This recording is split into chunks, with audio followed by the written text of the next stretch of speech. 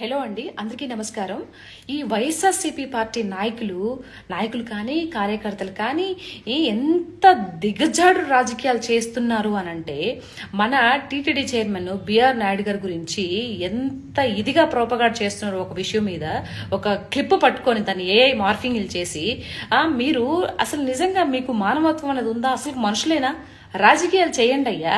ఒక పర్సన్ మీద తనకి ఇక్కడ ఉన్నటువంటి టీవీ5 సంస్థలు కానీ లేకపోతే ఫ్యాక్టరీస్ కానీ అన్ని వదిలేసుకొని వేరే వాళ్ళకి అప్పచెప్పి దేవుడికి సేవ చేసుకుంటే చాలు అనే ఒక ఉన్నతమైన భావంతో తిరుమలకి వెళ్ళి మొత్తం చూసుకుంటూ ఇంతకుముందు గత కాలంలో మీరు చేసిన దాష్టకాలన్నీ నీళ్లు పెట్టి కడిగేసినట్టు మొత్తం క్లీన్ చేసుకుంటూ అక్కడ అన్నపానేదులు కానీ లడ్డు ప్రసాదం కానీ భక్తుల యొక్క సదుపాయాల విషయంలో కానీ చుట్టుపక్కల క్లీనింగ్ విషయంలో కానీ మొక్కటి మెరుగుపరుచుకుంటూ చేసుకుంటూ దేవుడికి సంబంధించి ఉత్సవాల విషయంలో కానీ ఏ వారం ఏంటి స్పెషల్ గా చేయాల్సిన ఎన్ని పనులు కూడా నీట్గా చేసుకుంటూ దగ్గరుండి భక్తులకి ఎలాంటి సదుపాయాలు అందుతున్నాయి ఏంటి అని భక్తుల మధ్యలోకి తిరిగి వచ్చి వాళ్ళని కనుక్కున్నటువంటివి గొప్ప వ్యక్తిని పట్టుకొని మీరు ఇంత ప్రోపగాడ చేస్తున్నారే. అసలు మీరు మనుషులు మానవ జన్మ ఎత్తారా? మీరు మనుషులేనా? అసలు మీరు ఎందుకు ఈ విధంగా చేస్తున్నారు? మొన్నేమో హెరిటేజ్ గురించి నెయ్యిలో కల్తీ జరుగుతుంది అనేసి చెప్పేసి మాట్లాడారు. ఆ బోత్స గారి చేత ఏదో మాట్లాడిచ్చారు. వెంకటేశ్వర స్వామి ఫాట్మంటూ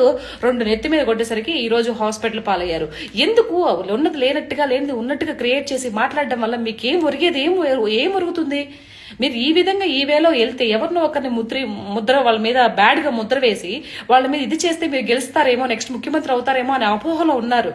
కానీ మీరు ప్రజల్లో ఉన్నాం, ప్రజలకు మేలు చేయాలి, ప్రజలకి ఏం చేస్తే బాగుంటుందనే విషయం పక్కన పెట్టేసి ఎవరి మీద ఎలాంటి నెగిటివ్ ముద్ర వేద్దామా అనే ఒక ఇదిలో మీరు ముందుకెళ్తున్నారు.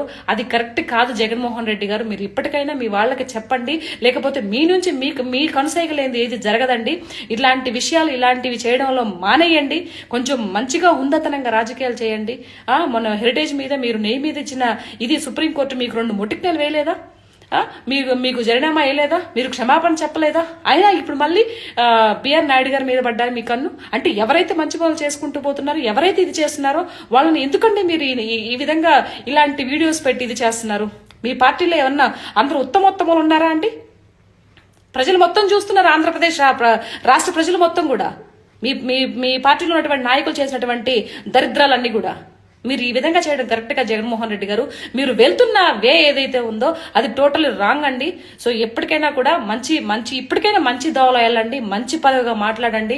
మంచిగా వెళ్తే మీరు గెలవడానికి స్కోప్ ఉంటుందని, గెలవపోయినా పర్వాలేదు, కొన్ని సీట్లే రావడం, ప్రతిపక్ష హోదా అయినా వచ్చేదానికి ఆస్కారం ఉంటుందేమో. కానీ ఇదే వేలో మీరు ప్రతి ఒక్కరి మీద మంచి పని చేసుకున్న వాళ్ళు ప్రతి ఒక్కరి మీద నిందలు వేస్తూ పోతున్నారంటే మీకు భవిష్యత్తే ఉండదండి. ఇది మట్టుకు తథ్యం. వెంకటేశ్వర స్వామి అని ఉన్నాడు.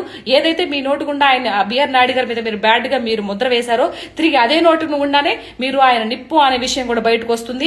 ఎవరైతే ఈ విషయాన్ని తీసుకొని వచ్చి బయట నెట్టింట్లో పెట్టి వైరల్ చేస్తున్నారో వాళ్ళకి భగవంతుడే శిక్ష వేస్తాడు. క్షమాపణ చెప్పి వీళ్ళకి భారీ జరిమానా కూడా విధించే అవకాశం కూడా ఉంటుంది. బిఆర్ నాయుడు గారు ఏమంత సామాన్య వ్యక్తి కాదు. ఆయన తేలిగ్గా వదిలిపెట్టరు. ఓకేనా? గుర్తుపెట్టుకోవాలి. ఓం నమో Venkateshayya. Thank you so much.